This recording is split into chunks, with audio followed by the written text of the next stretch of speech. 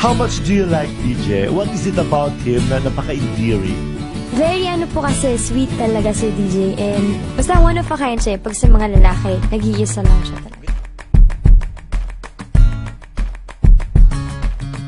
Ngayon mo lang naramdaman na parang talagang tinamaan ka ng todo? Ito, pasensya na kung corny to at may inis si Catherine, pero totoo po yung sinasabi.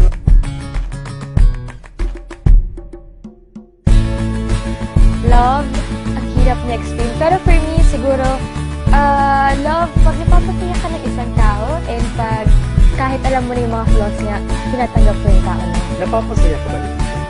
Yes.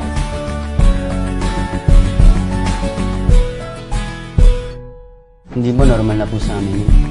Normal na sa mga pamilya na laging i-respetuhin po ang mga babaeng kagaya ni Catherine. Qualities na nahanap mo kay DJ? Kita yun naman lahat. Effort. Super ma-effort siya. Pumunta ako ni Garcia para sa kanya. Pagkatapos ng work po, usually nga, iyahatid niya po ako, ganyan, pagkatapos na. Minsan, hatid sa bahay, or minsan, Kasi shopping siya, ako dala-dala. One time, minintay ko sa hanggang 7. Oh.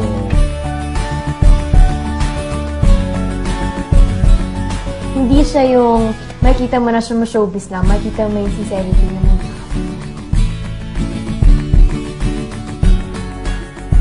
Ganun ang nangyari sa ni Catherine. Wala pang isang minuto. Sa libo-libo pong babae na sa libo-libo at sa milyon-milyon.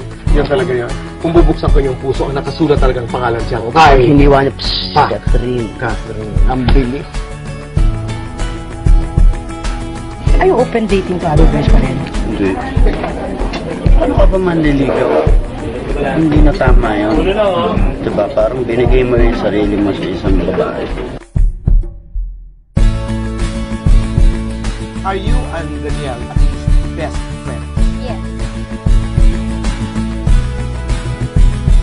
Kasi gusto ko, for example, magka-boyfriend na ako, gusto ko siya yung best friend ko. Parang 2 in 1. Mukhang may laban ito. Pwede?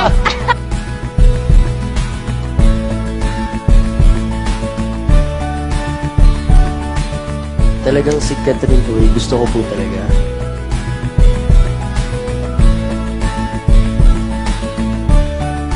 Gano'n siya ka-importante ngayon sa buhay mo? Sobrang importante.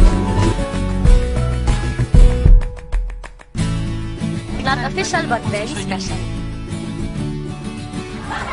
At pasasayahin kita. Hindi lang sa birthday mo, kundi sa ibang pang-araw.